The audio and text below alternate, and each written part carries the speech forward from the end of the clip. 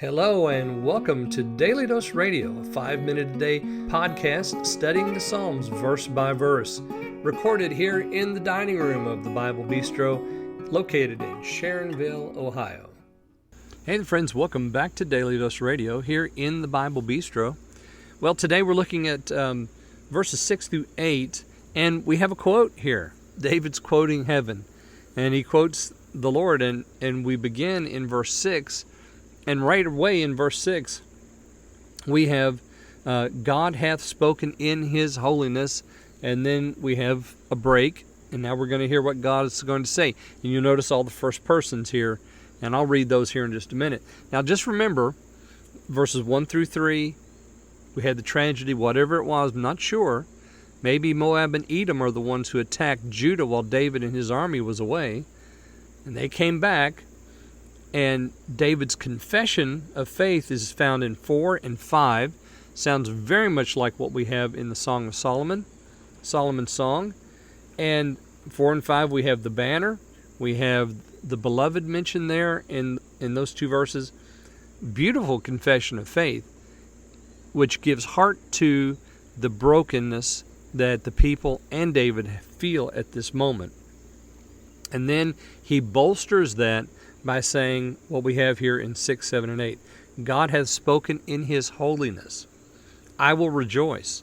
I will divide Shechem and mete out the valley of Succoth. Gilead is mine, and Manasseh is mine, and Ephraim also is the strength of mine head. Judah is my lawgiver, Moab my washpot. Over Edom I will cast my shoe. Philistia, triumph thou because of me.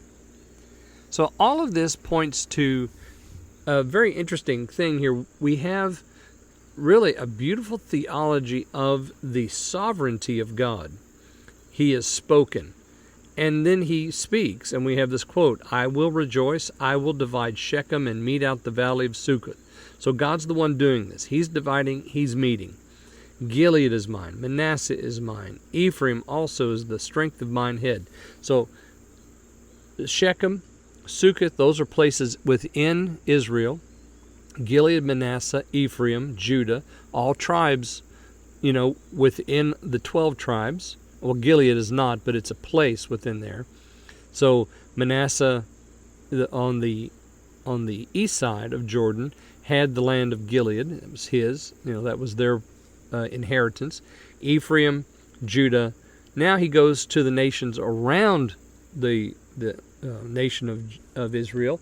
Moab, my washpot. Edom, I will cast my shoe. Philistia will triumph over or shout over Philistia.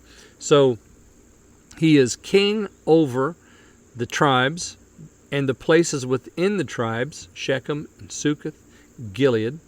He is king over these tribes, Manasseh, Ephraim, Judah. Of course, these are the principal tribes as well. And then we have him sovereign over all the heathen nations that are around there.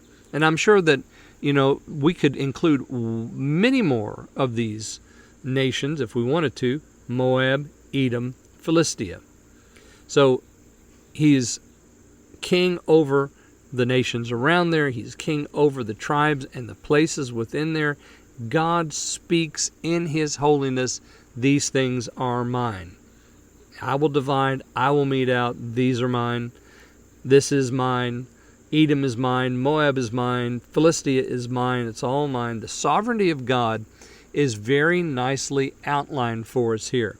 He is king and God over his people. Yet today, as Kidner said, this is not something we put into a museum and say, oh, isn't that lovely? Look at what David said about Israel. No, this is for the people of God yet. Today, he is king over you, over your places, over your people. He is king over your church. He is king over those who don't even recognize him as king. He is sovereign over all things. Moab, Ephraim, Judah, Edom, Philistia, he has his hand on all. All right, well, I hope you'll join me again tomorrow. We'll look at verses 9 and 10 here on Daily Dose Radio. Thanks for listening to Daily Dose Radio. For more fresh and delicious Bible studies, podcasts, books, and more, Check out the Bible Bistro online and on YouTube. Join me again next time for Daily Dose Radio.